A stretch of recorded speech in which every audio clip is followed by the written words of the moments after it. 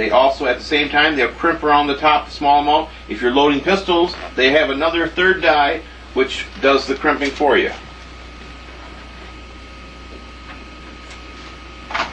Turn it around. New casing, bullet, completed bullet. Boom, falls in. Completed bullet.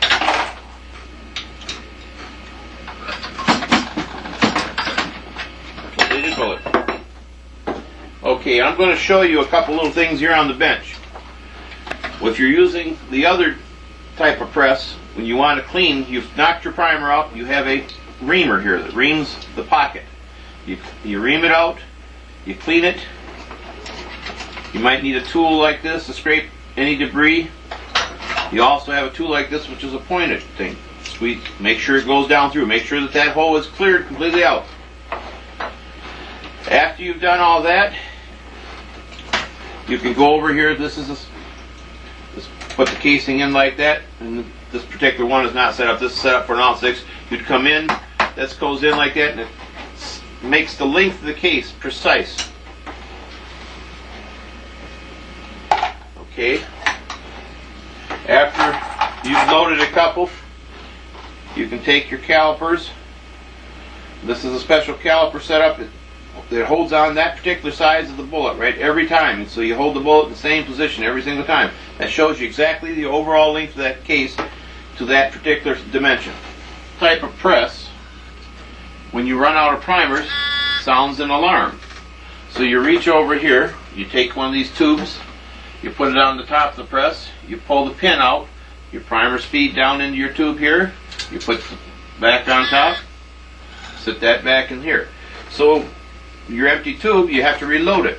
So you walk over to this unit here, you pour some primers into this. It's made of brass, so it will not spark. You push down on it, and the primer goes up inside of here. Make an empty one. And the beauty of this little piece of equipment is the simplicity. When you pour your primers in, you're going to have some upside down, some right side up. So you'll do the right side up ones, then you take a little piece of brass and just flip it over like that, and you're ready to do your other ones. And you're all ready for next time. You have other pieces of equipment for measuring depth. You have a great deal of different kinds of equipment that goes along with it. It makes the job easier and more precise. Okay, this is the more common type of press that you're going to come across. It's a single stage press where it does only one bullet at a time rather than 3 or 4 as the Dillon did. In this press, we haven't got dies in it yet right now, but it'll show you. You put the casing in, it goes up, it punches the primer out just like the Dillon did in the first step. You come down, you take the case out, you put it in your holder over here. You would do the same thing to all your cases. One thing I didn't tell you on the Dillon is you have to put a grease over top the casing or else it will stick in the die. Okay, now that you've already taken your primers out, if this was military brass, you'd have to use a tool like this or else use a reaming tool. This lays it down, you make this motion here, it expands the cartridge base so that you can put the new type primers in it. Okay, on this one here, when you got all your primers out, you come to your next step, you'd come in, you'd raise it up, swing your arm around like that, push the little button and it puts a primer in, or if you don't have a press like this, you just put a primer on top. You slide that back down, you put your bullet in it, again it seats your primer. And then, if you have a press like this, you can take this is another old style of powder horn, the old standby. This one here mounts on the press. A lot of them, they just mount it on the bench somewhere. That gives you a precise measurement of powder. And then on this press, you would just turn it like that, and you'd have your finishing die here. You'd go up through, just before it enters the press, you'd put your bullet on it, plump, you do it. So it takes you 3 to 4 steps on every single bullet instead of just one pull of the handle. Next to it here is the old shotgun press. The old shotgun press, You take one bullet, slide her in, you go down, takes the primer out in the first step. Second step, puts a new primer in. Third step, you blow down, you go that way, puts the powder in. You come back up, you put a wad in it, push her back down, go that way, that puts the shot in it. Goes up, you put her over here and it puts a pre-crimp.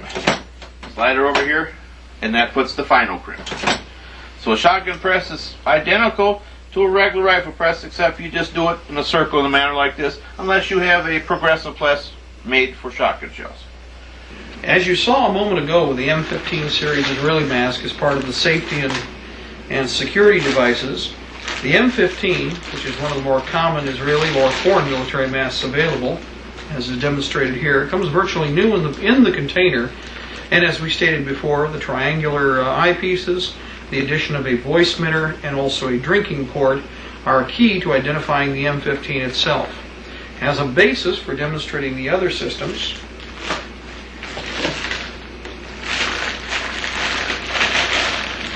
the Israeli civil defense mask can be compared in size and scale to be a comparable mask for personal defense without some of the more intricate features available.